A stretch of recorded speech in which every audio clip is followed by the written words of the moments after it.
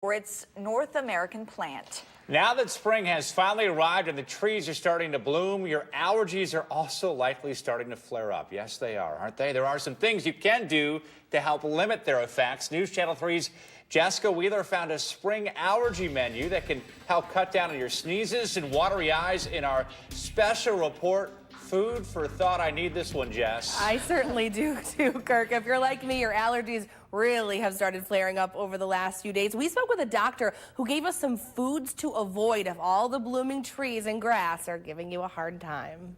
Poplar trees all generating high levels of pollen, so that could have you reaching for the extra Kleenex or Kleenexes this morning. The sneezing and the watery eyes. They seem like a small price to pay for spring to finally be here. But Dr. Jobita Shuley, the medical director at the American Family Care in Michigan, says cutting down your allergy symptoms can be as simple as cutting out some foods from your diet. When pollen counts are high, try to go blend. She gave us a list of foods that tend to make the sneezes and the wheezes even worse. First, stay away from dishes that are spicy.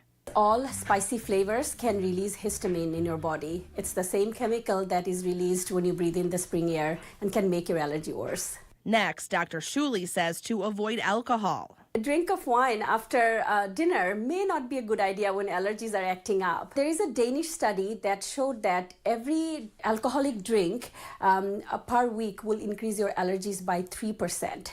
She says researchers think it's a bacteria in the yeast of alcohol that can also produce histamines, making your allergies feel worse than they already are. The next item to cross off your list is dairy. Foods like cheese, yogurt, milk can all make things worse when the pollen count is high. The milk can make your mucus thick, so if you are suffering from allergic drainage, that may irritate your throat and you'll be uncomfortable. Tomatoes are another food that can increase your allergy symptoms this spring. Dr. Shuley says they contain a protein that's a natural histamine and can cross-react with the pollen that's already in the air, giving you an allergic reaction. Bottom line, if a grass pollen gives you a scratchy throat, take fresh tomatoes out of your menu.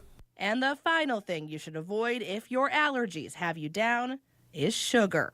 Trigger in the blood sugar will cause an insulin response, and that can cause stuffy nose and congestion.